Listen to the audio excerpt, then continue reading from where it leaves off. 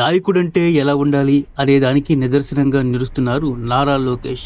నియోజకవర్గం, రాష్ట్రానికే కాదు దేశాలు దాటి తన ఆలోచన విధానం ఏంటనేది నిరూపిస్తున్నారు. మొన్న కువైట్లో చిక్కుకుపోయి నరకానికి దగ్గరగా ఉన్న శివ అనే వ్యక్తిని రక్షించి స్వస్థలానికి చేర్చిన సంగతి అందరికీ తెలిసిందే.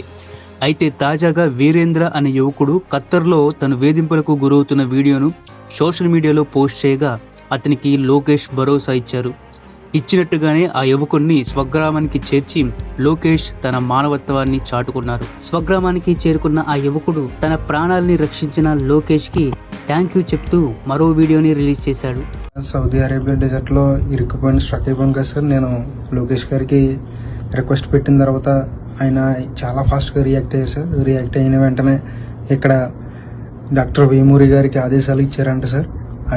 ఆయన తర్వాత వేమూరి గారు, అలాగే Saudi Arabia president Khalid Saifullah గారు, తర్వాత రాధాకృష్ణ గారు, వీళ్ళందరూ నన్ను రెస్క్యూ చేశారు సార్. ఎన్ఆర్ఐ టీడీపీ టీం మొత్తం అందరూ నన్ను చాలా రెస్క్యూ చేశారు సార్. చాలా హెల్ప్ సార్ చేశారు సార్. చాలా ఆ సాయం నేను ఎప్పటికీ మర్చిపోలేను సార్. లోకేష్ గారికి చాలా థ్యాంక్స్ అండి. ఇది ఈ జన్మకు మర్చిపోలేను sir.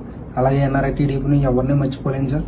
Special thanks to Lokesh గారు, నారా లోకేష్ గారు, అండ్ ఖాలిద్ సైఫుల్లా గారు, అలాగే డాక్టర్ వేమూరి గారు, అలాగే రాధాకృష్ణ గారు.